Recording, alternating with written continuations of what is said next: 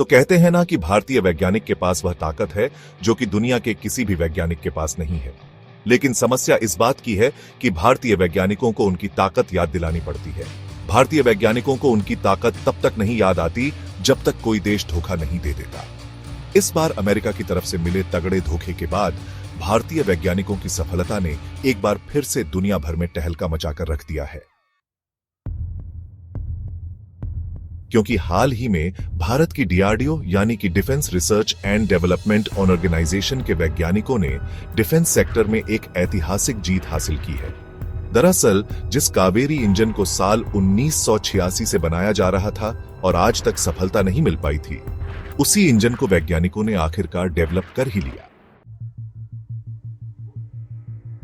खबर निकलकर आ रही है कि इंडियन गवर्नमेंट की तरफ से वास्तविक फ्लाइट में कावेरी इंजन की टेस्टिंग के लिए फाइनल अप्रूवल भी मिल चुका है। इसी के साथ भारत भी उन चुनिंदा देशों की लीग में शामिल हो चुका है जो कि अपने फाइटर जेट और फ्लाइट के लिए खुद इंजन बनाते हैं। सीधी सी बात है कि अमेरिका, जो अभी तक भारत को धोखा दे रहा था और हमें मजबूरन इंजन खरीदने के लिए उनके सामने हाथ फैलाना पड़ रहा था, अब इसका झंझट पूरी तरीके से खत्म होने वाला है। पूरी डेवलपमेंट क्या है, इसे इस वीडियो में समझते हैं। लेकिन आगे बढ़ने से पहले इस वीडियो को लाइक करके चैनल को सब्सक्राइब जरूर कर लीजिए, क्योंकि आपके लिए तो यह 1 सेकंड का काम है, लेकिन इससे हमारी काफी बड़ी मदद होती है।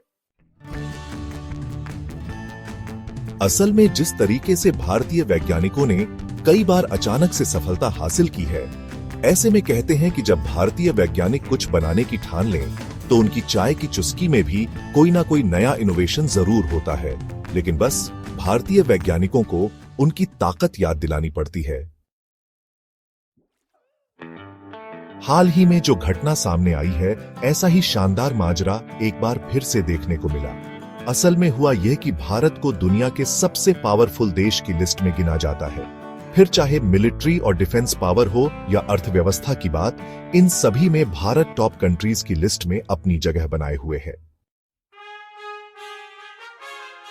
यहां तक कि 2024 के सितंबर महीने में जब एशिया पावर इंडेक्स ने भारत की इकोनॉमिक ग्रोथ, फ्यूचर पोटेंशियल और वैश्विक कूटनीति को देखा, तो एशिया के जो मोस्ट पावरफुल कंट्रीज हैं, उनमें भारत को तीसरे स्थान पर रखा और जापान को चौथे स्थान पर, जबकि पहले भारत जापान से पीछे था।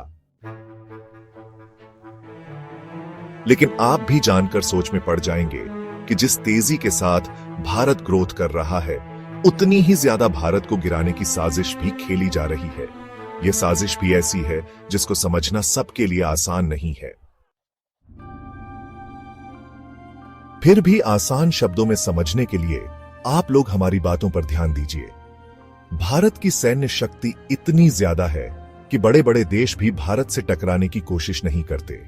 लेकिन यदि भारत के बगल में चीन और पाकिस्तान जैसे देश हैं और यह दोनों देश लगातार अपनी सैन्य क्षमता बढ़ा रहे हैं, तो इनको हल्के में लेना भविष्य में भारत के लिए ठीक नहीं होगा। हमारी वायुसेना के पास फ्रांस से खरीदे गए अत्याधुनिक राफेल, रूस से लिए गए सुखोई और मिग-29 जैसे बेहतरीन लड़ाकू विमान हैं, जो भारत की हवाई शक्ति को मजबूत बनाते हैं। इसके अलावा स्वदेशी तेजस फाइटर जेट ने भी भारतीय रक्षा प्रणाली में अपनी खास जगह बनाई है। तेजस न केवल भारत के तकनीकी कौशल का प्रतीक है, बल्कि यह स्वदेशी उत्पादन को बढ़ावा देने के सरकार के दृष्टिकोण का हिस्सा भी है। इन विमानों की मौजूदगी ने हमारी वायुसेना को दुश्मनों के खिलाफ रणनीतिक बढ़त दिलाई है, लेकिन इस शस्त्रागार को और मजबूत बनाने की आवश्यकता लगातार बनी रहती है। हालांकि इनमें से कई लड़ाकू विमान अब अपनी सेवा अवधि पूरी करने की ओर बढ़ रहे हैं। विमान जैसे मिग-21, जिन्हें भारतीय वायुसेना ने दशकों पहले शामिल किया था, अब पुराने हो चुके हैं और उन्हें जल्द ही सेवा मुक्त करना होगा। इसके अलावा वैश्विक स्तर पर बढ़ती सैन्य चुनौतियों और पड़ोसी देशों के तेजी से सैन्य आधुनिकीकरण के चलते भारत को अपनी हवाई ताकत को और आधुनिक और आत्मनिर्भर बनाने की जरूरत है। ऐसे में नए लड़ाकू विमानों की खरीद और स्वदेशी उत्पादन में तेजी लाना आवश्यक हो गया है। ताकि हमारी वायुसेना हर परिस्थिति में तैयार और सशक्त बनी रहे। इसलिए हमारा प्लान है कि कुछ लड़ाकू विमान दूसरे देशों से खरीद लेंगे और साथ ही भारत के पास जो तेजस है उसको बनाने का काम आज से लगभग 2.5 साल पहले ही तेज कर दिया गया। भले ही भारत की कंपनियां तेजस जैसे ताकतवर फाइटर जेट बना रही थीं, लेकिन उसमें इस्तेमाल होने वाले इंजन के लिए भारत को अमेरिका पर निर्भर रहना पड़ता था। यह स्थिति इसलिए बनी क्योंकि भारतीय वैज्ञानिकों ने कई दशकों तक प्रयास करने के बावजूद फाइटर जेट इंजन बनाने में सफलता नहीं पाई थी। अमेरिका की जनरल इलेक्ट्रिक कंपनी से इंजन खरीदना भारत के लिए मजबूरी थी और तेजस के नए वेरिएंट के लिए भी यही इंजन मंगवाए जा रहे थे। हालांकि इन इंजनों की आपूर्ति में लगातार देरी ने भारत की योजनाओं को धीमा कर दिया और इसने आत्मनिर्भरता की दिशा में बढ़ने की आवश्यकता को और स्पष्ट कर दिया। तेजस के इंजन को लेकर 2 साल से भी अधिक समय तक इंतजार करना पड़ा, लेकिन अमेरिकी कंपनी ने अब तक एक भी इंजन की आपूर्ति नहीं की है। इस देरी से भारतीय वायुसेना की ताकत पर असर पड़ सकता था, लेकिन डीआरडीओ के वैज्ञानिकों ने इस चुनौती को अवसर में बदल दिया। उन्होंने कावेरी इंजन प्रोजेक्ट पर तेजी से काम शुरू किया, जो सालों से लंबित था। इसी दृढ़ संकल्प और मेहनत का नतीजा है कि भारत ने आखिरकार अपने लड़ाकू विमानों के लिए स्वदेशी इंजन विकसित कर लिया है। यह उपलब्धि केवल आत्मनिर्भरता की दिशा में एक बड़ी छलांग नहीं है, बल्कि यह भारत के वैज्ञानिकों की कड़ी मेहनत और अटूट जज्बे का प्रमाण भी है। जब 2 साल के इंतजार के बाद भी तेजस फाइटर जेट के लिए इंजन नहीं मिला, तो डीआरडीओ के वैज्ञानिकों ने इंजन डेवलप करने के लिए फिर से मेहनत शुरू कर दी। इसी दौरान कावेरी इंजन को डेवलप कर लिया गया। इसकी टेस्टिंग के लिए भारत सरकार ने फाइनल अप्रूवल भी दे दिया है।